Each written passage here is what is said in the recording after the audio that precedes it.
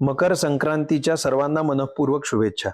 परमपूज्य सद्गुरू श्री शिरीषदादा कवडे यांच्या अभंग निरूपण तृतीय खंड ग्रंथातल्या श्री संत तुकाराम महाराजांच्या देव तिळी आला या अभंगावरील अप्रतिम प्रवचनातील मकर संक्रांतीचे हे रहस्य जिज्ञासूंनी अधिक अभ्यासासाठी मूळ ग्रंथ जरूर वाचावा।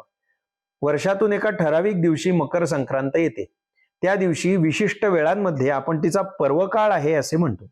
मकर राशीमध्ये सूर्य प्रवेशला की त्यासच सूर्याची मकर संक्रांत असे म्हणतात।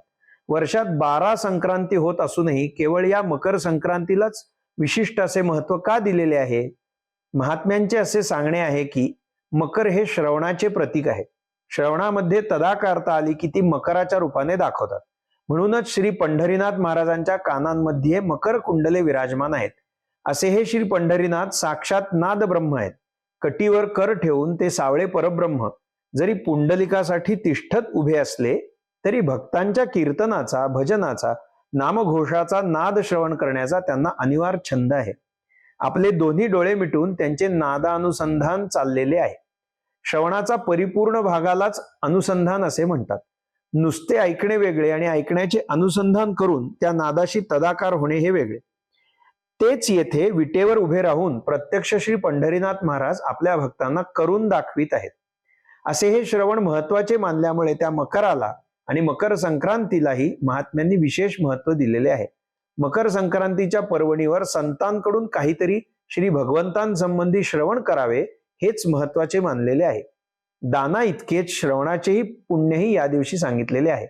श्री संत तुकाराम महाराज म्हणतात की जर आपल्या आतमध्येच खरी मकर संक्रांत घडली, तिचा पर्वकाळ साधला गेला तरच या जन्माला येऊन काहीतरी साधले असे म्हणता येईल।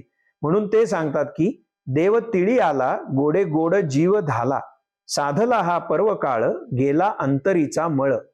आपणास पर्वकाळ साधला असे केव्हा म्हणावे? आपल्या अंतरीचा मळ गेला असेल तरच। आतापर्यंत आपल्या आयुष्यात अशा किती मकर संक्रांती येऊन गेल्या, किती जणांचा तिळगुळ आपण खाल्ला आणि त्यांच्याशी परत तोडून कडू वागलो बोललो।